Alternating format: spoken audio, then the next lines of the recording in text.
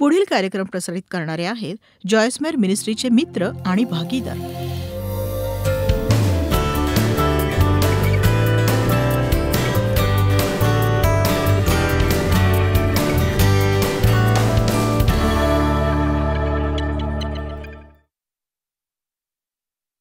मत्तई अध्याय 22 बघूया. वचन 37 पासून सुरुवात करू. हा महत्वाचा भाग आहे, कारण मी आज दिवसभर यावर संदेश देऊ शकते की कसं तुम्ही लोकांवर प्रीती करायची गरज आहे आणि तुम्ही जाऊन ते प्रामाणिकपणे करालही. पण मी तुम्हाला सांगते की तुम्ही स्वतःच आवडत नसाल तर पटणार नाही तुमचं.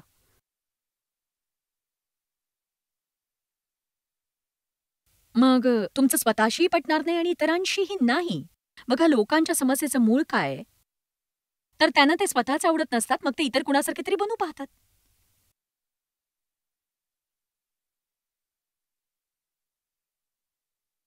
वचन 36 पासून सुरुवात करूया. गुरुजी, कोणती आज्ञा मोठी आहे? कोणती सगळ्यात महत्वाची आहे? कोणती सगळ्यात भारी आहे? काही हलक्या असतील व इतरांपेक्षा तितक्या महत्वाच्या नसतील. कोणती सगळ्यात महत्वाची आहे? आणि त्याने त्याला उत्तर देत म्हटले, तू आपल्या देव परमेश्वरावर पूर्ण जीवाने, पूर्ण अंतःकरणाने, पूर्ण मनाने प्रीती कर. हीच सर्वप्रथम गोष्ट आहे जी आपण करायला हवी. आपल्याकडे असेल त्या सगळ्यांनी देवावर प्रीती करावी. ही सगळ्यात मोठी व सर्वात महत्वाची आज्ञा आहे. आणि एक दुसरी देखील आहे, तू आपल्या शेजाऱ्यावर स्वतःसारखीच प्रीती कर. स्वतःसारखी. या 2 आज्ञांमध्ये सर्व नियमांचं आणि संदेशांचं सार आहे. मी एवढंच सांगू शकते की तो म्हणतोय, तुम्ही जर हे केलं तर सगळं मार्गी लागेल. तुम्ही जर हे केलं तर तुम्ही सगळे नियम पाळाल आणि संदेश त्यांनी म्हटलेलं सगळंही. तुम्ही केवळ प्रीतीवर लक्ष केंद्रित करा आणि इतर गोष्टी घडून येतील. मी एक मनन पुस्तक लिहिलंय, प्रीती व्यक्त करणे. याचे 365 मनन साहित्य. यात केवळ देवावर प्रीती करणं, स्वतःवर प्रीती करणं, इतरांवर प्रीती करण्याविषयी आहे. तुम्ही म्हणाल, मी काय वर्षभर अभ्यासच करत राहू? हो, 5 किंवा 10 वर्षही करा. ही आता तुमची समस्या आहे. आपल्याला वाटतं आपण एखाद्या गोष्टीवर संदेश ऐकतो आणि आपल्याला सगळं कळतं. जोवर आपण काही करत नसतो तोवर काही होत नाही. देवावर प्रीती करणं, स्वतःवर प्रीती करणं, इतरांवर प्रीती करणं, देवावर प्रीती करणं, स्वतःवर करणं, इतरांवर करणं, देवाला तुमच्यावर प्रीती करू देणं, तुमच्यातली प्रीती पुन्हा त्याच्यावर पडू देणं, त्याची उपासना करणं, संतुलन राखून स्वतःवर प्रीती करणं, हे जाणून की त्याने तुम्हाला घडवलं आणि तो तुमच्यावर प्रीती करतो. तुमच्या आयुष्यासाठी त्याचा एक हेतू आहे. तुम्ही जरी सगळं योग्य पद्धतीने करत नसाल तरीही तुम्ही स्वतःवर प्रीती करू शकता. मी फार आवडते.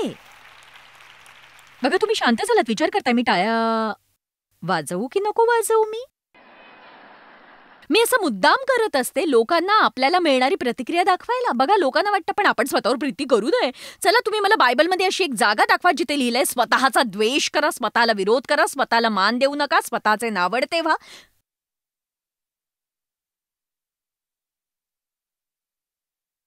नाही, दाविदाने म्हटलंय देवाने त्याला कसं घडवलं आणि मग तो म्हणाला, देवाने घडवलेलं सर्व काही उत्तम आहे. म्हणजेच तो असं म्हणत होता ना की मी चांगला आहे, मी करत असलेलं सगळं चांगलं नसेल, पण माझा कोण चांगला आहे, तुमचा कोण चांगला आहे. परमेश्वराने तुम्हाला जे बनण्यासाठी घडवलंय ते चांगलं आहे. तुमचं दान विसरा आणि फळ विकसित करा. चला, मी एक चांगला संदेश देतेय.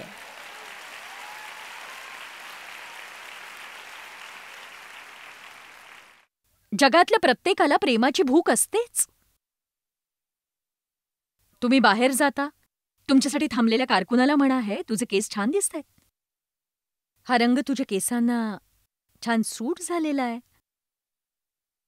जेव्हा तुम्हाला अशी व्यक्ती भेटते जी अतिशय हळू काम करते, तुम्हाला हवं तसं वागत नाही, मी सहनशीलपणावर शिकवणारच आहे यानंतर.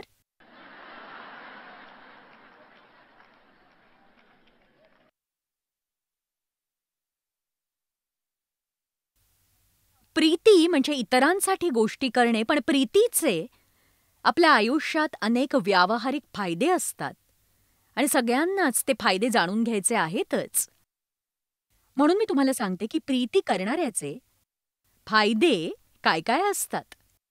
नंबर 1, स्वतःवरून लक्ष काढून आशीर्वाद ठरण्याची योजना केली की आपल्या आत्म्यात आनंद मोकळा होतो. ही एक दैवी अशी बाब आहे, ही देवाने निश्चित केलेली बाब आहे. पण एक सांगू, मी हे करायला शिकले आणि मला समजलं की सैतान मला नाखुश ठेवू शकत नाही.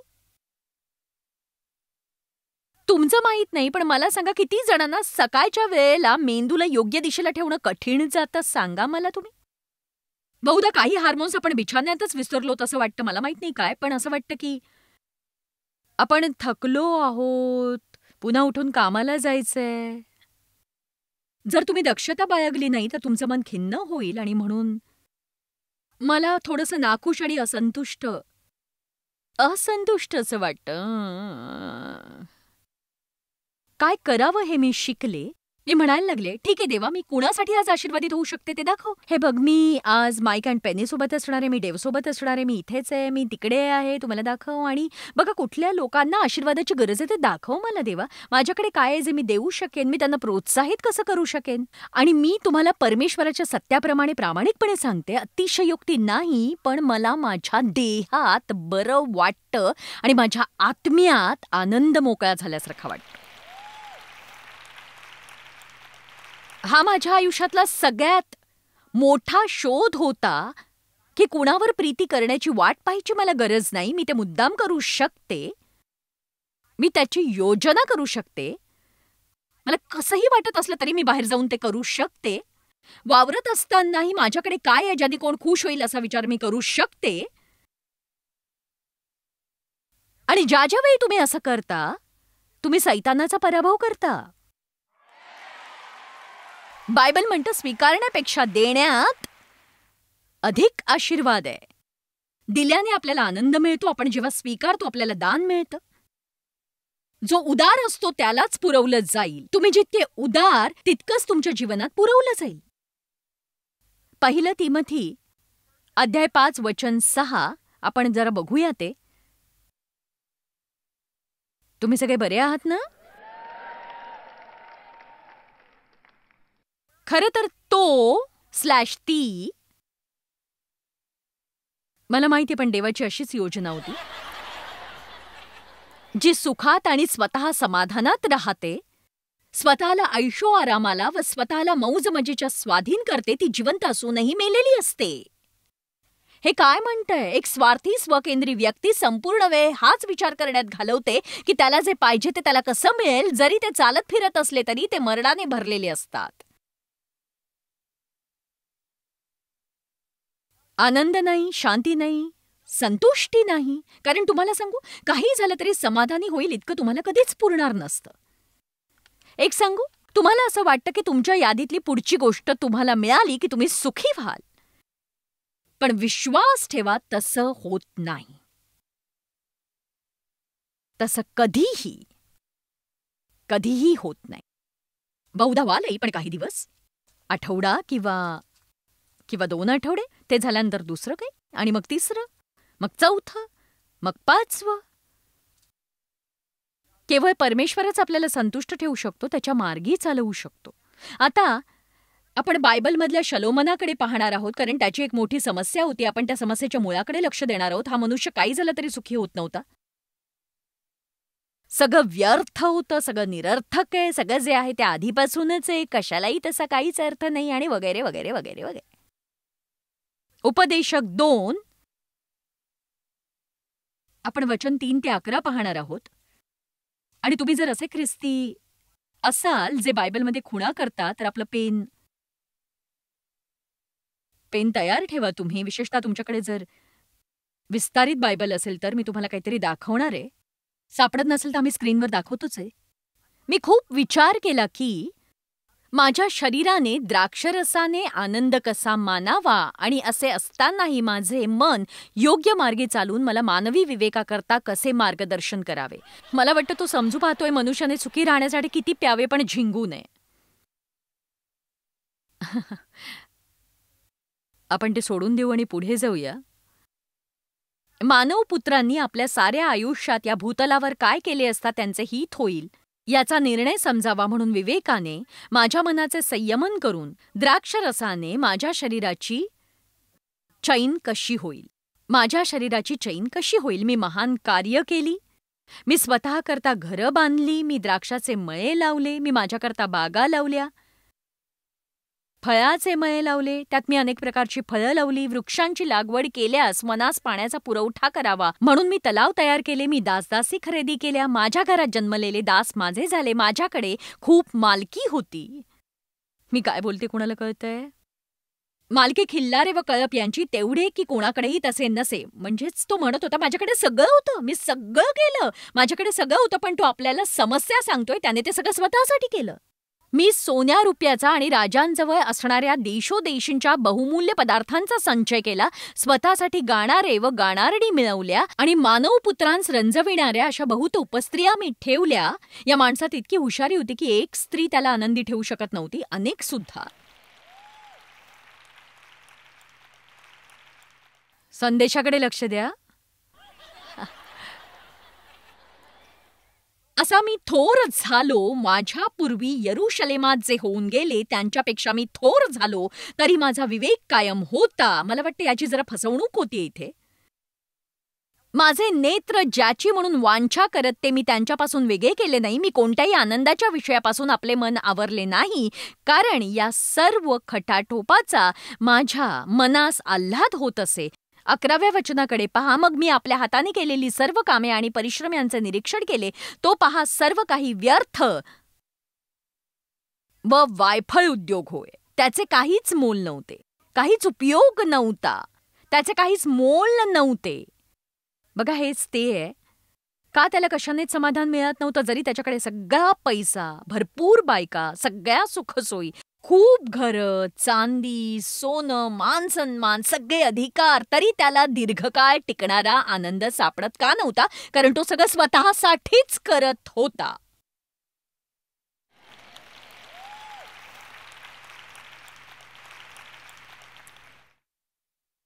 तुमच्यापैकी काहींचे डोळे असे मोठे झालेत जणू तुम्ही एका वासरासारखं नव्या रंगीत उभे आहात.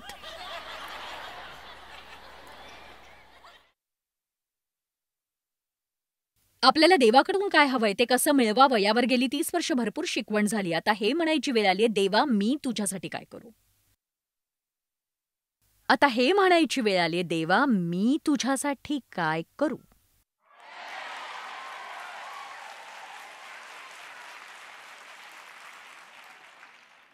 बघा विचार करा, तुमच्या वाट्याला आज कोण कोण येणार आहे. उगाच कुणासोबत जेवणाला जाऊन ही अपेक्षा करू नका त्यांनी बिल भरावं अशी.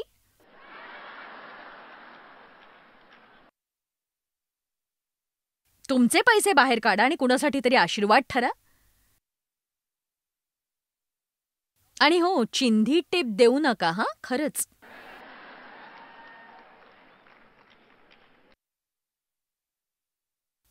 हो, हालेलुया.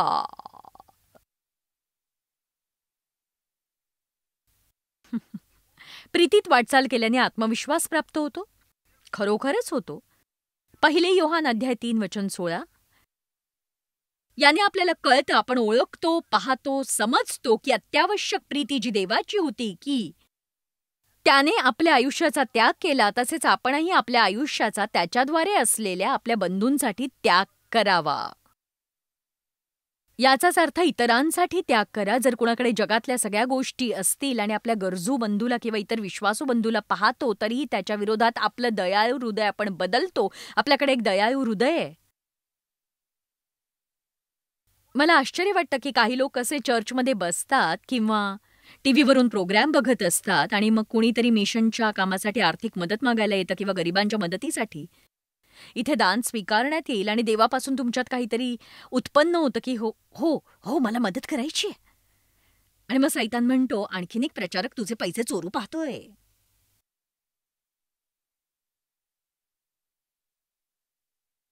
बघा, जाल तिथे लोक पैशांविषयी बोलत असतात, मग फक्त चर्चनीच पैसा मागितला तर का चिडता तुम्ही?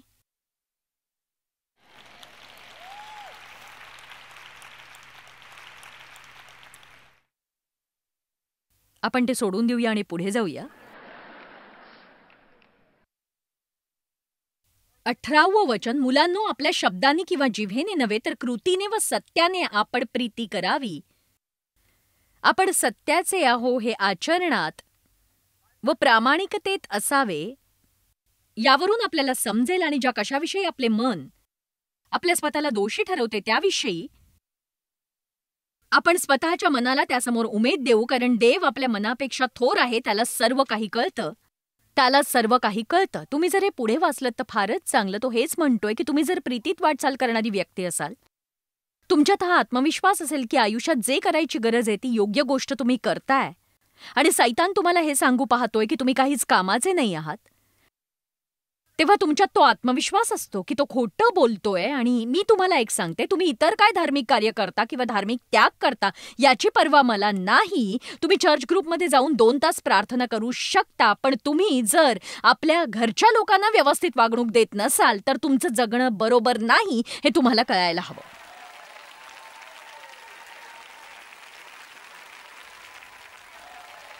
मी ख्रिस्ती असूनही अनेक वर्ष दोषी भावनेत जगले आणि मी सगळ्या प्रार्थने सभेत जायचे. मी प्रत्येक चर्चला गेले. माझ्याकडे एकूण एक CD आणि पुस्तक होतं, पण तरीही मी प्रीतीत चालत नव्हते. मी एक सांगू का, मला आता त्याची काहीच अडचण होत नाही. मी सगळं काही योग्य ते करत नसेन, पण देवाला जे महत्वाचं आहे त्यावर मी लक्ष केंद्रित करत असते. मी अजून पोहोचले नाही, पण देवाला काय महत्वाचं आहे हे शेवटी मला समजलंय आणि तिथपर्यंत मी पोहोचण्याच्या प्रयत्नात आहे. आमेन. सैतानाला नाही वाटत आपण लोकांवर प्रीती करावी, कारण प्रीती म्हणजे आध्यात्मिक युद्ध. प्रीती ही आध्यात्मिक लढ्याचा सर्वोच्च प्रकार आहे. तुम्हाला जर सैतानाला हरवायचं असेल, उत्तम प्रीती करणारे व्हायला शिका.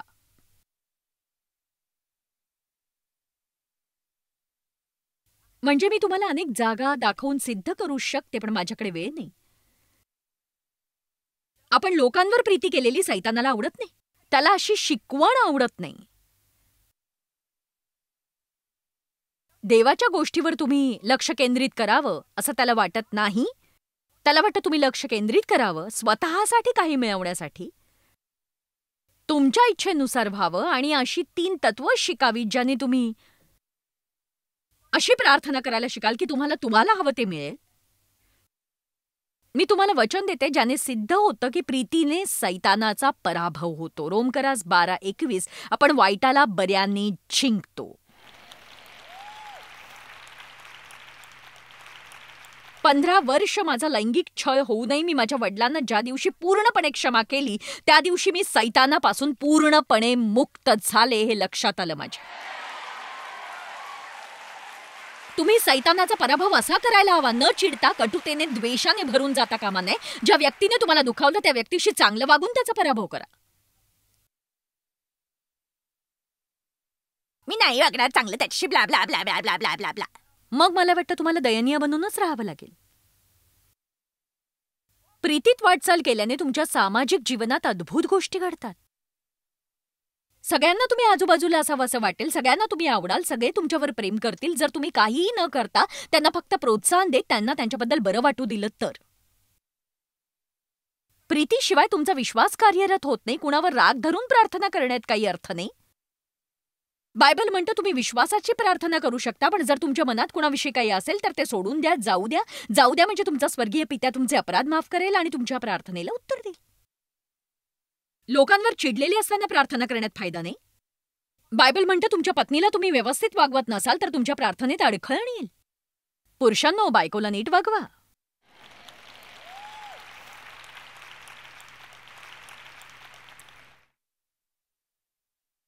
प्रीतीच्या मागे लागायला हवं. तुम्ही प्रीती धारण करायला हवी. आज मी माझ्या कपाटासमोर उभी राहिले आणि कपड्यांनी माझ्यावर उडी मारली नाही, मला कपडे परिधान करावे लागले. त्यासोबत मी आणखीही काही घातले. इथे येण्यासाठी मी माझे आध्यात्मिक कपडेही घातले. शारीरिक तयारीपेक्षा आध्यात्मिक तयारीला मी जास्त वेळ लावला. बघा, मी दया धारण केली, मी करुणा धारण केली, मी प्रीती धारण केली, मी शांतीच्या पादुका धारण केल्या, मी नीतिमत्ता धारण केली. आणि बायबल म्हणतं सगळ्यांवर तुम्ही जे घालाल त्यावर प्रीती धारण करा. कलस्सेकरास 3:14 सर्वांवर प्रीती धारण करा. प्रीती धारण करा. तुम्हाला माझे कपडे आवडतील, पण देवाला नाही. तो इतर काहीतरी बघतो. सैतान दुसरं काहीतरी बघतो. मी आध्यात्मिक तयारी कशी केली ते तो पाहतो. तुम्हाला सामर्थ्यशाली व्यक्ती बनायचंय, प्रीतीत वाटचाल करा. तुम्हाला प्रार्थनेचं उत्तर हवंय, प्रीतीत वाटचाल करा. तुम्हाला आनंदी राहायचंय, तुम्हाला समाधानी राहायचंय, संतुष्ट राहायचंय, प्रीतीत वाटचाल करा. तुम्हाला उत्तम सामाजिक जीवन हवंय, प्रीतीत वाटचाल करा. तुम्हाला आनंद द्विगुणित करायचाय, प्रीतीत वाटचाल करा. मनाची तयारी करा, योजना आखा. तुमच्यावर काही पडण्याची वाट बघू नका, तर सर्जनशील बना. आता आपण एका शास्त्रभागाकडे वळणार आहोत आणि मग मी बहुधा तुम्हाला खायला सांगेन, कोणास ठाऊक. एब्री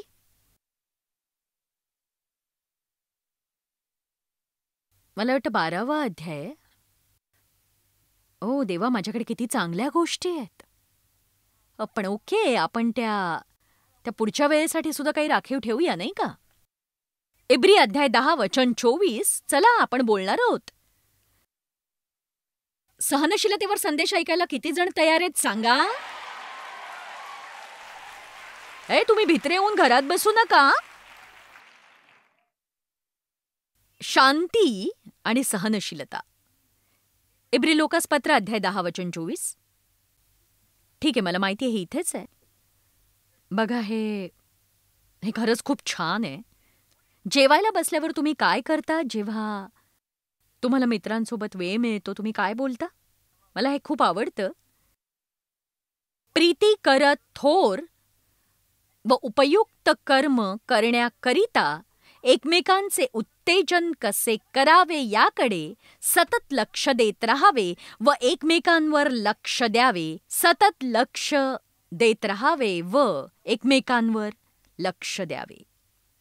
तुम्ही मित्रमंडळी एकत्र भेटता तेव्हा काय होतं? जेव्हा तुम्ही म्हणता की आपण आशीर्वाद ठरण्याकरता काय करता येईल, चला याविषयी बोलूया.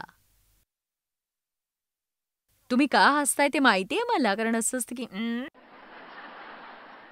विचार करा ना, काय होईल जर तुम्हाला कळलं की कामावर कुणाला तरी एक गरज आहे. एक एकटी आई आहे जिच्या पतीने तिला सोडलंय, तिला तिचं भाडं भरता येत नाहीये. काय होईल जर तुम्ही 6-7 जण एकत्र येऊन चला आपण थोडे पैसे काढूया आणि तिला मदत करूया असं म्हणालात तर? बघा, कुठून तरी चांगली सुरुवात होऊच शकते ना. तुम्हाला नेता व्हायचंय का? देणगी देणारे जमा करा. एक गट निर्माण करा आणि तुम्ही त्याचे प्रेसिडेंट, अध्यक्ष बना. आमेन. परमेश्वराचे गुप्तचर व्हा. रोज बाहेर पडून नजर फिरवा. मग काही लोकांना शोधा आणि म्हणा, मला या व्यक्तीला मदत करायची, मी ते एकट्याने करू शकत नाही, त्याची मदत करण्यासाठी तुम्ही मला मदत कराल का? चला. तुम्ही दक्षता बाळगली नाही तर तुम्ही आज आनंदी राहू शकणार नाही. तुम्ही दक्षता बाळगली नाही तर तुम्ही स्वतःतून बाहेर पडू शकणार नाही.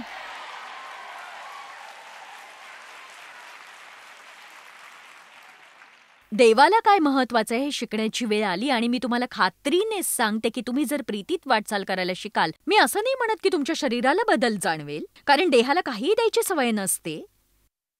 देहाला कुणालाही मदत करावीशी वाटत नसते, कारण तुम्हाला ऐकू येणारी प्रथम गोष्ट, पण मग माझं काय होणार? मग माझ्यासाठी कधीतरी कुणी काही करणार आहे की नाही? कधी कधी नाही नाही नाही नाही, मी रोबोट सारखं करणार नाही. नाही नाही नाही, मी रोबोट नाही, मी माणूस आहे. मी नाही करणार रोबोट.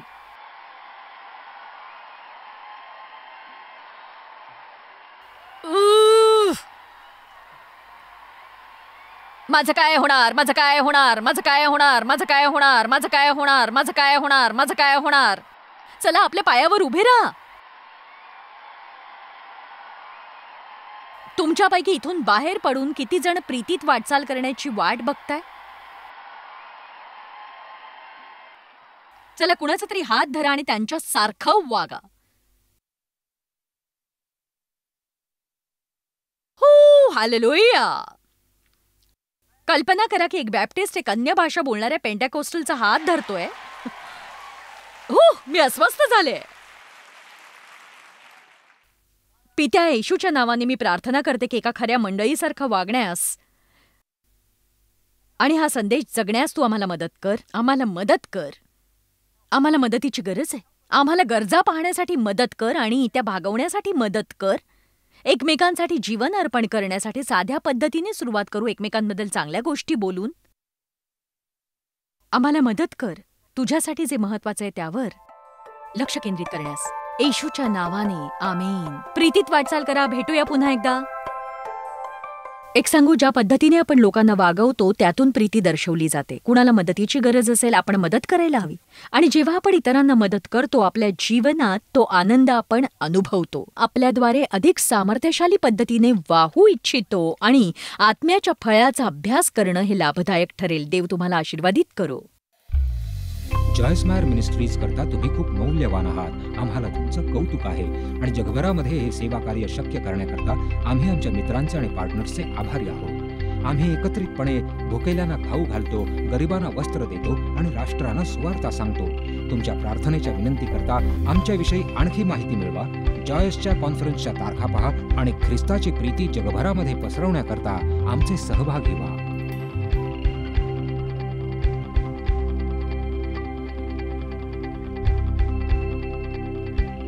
याचा सर्व खर्च जॉयस मायर मिनिस्ट्रीचे मित्र आणि भागीदार करत आहेत.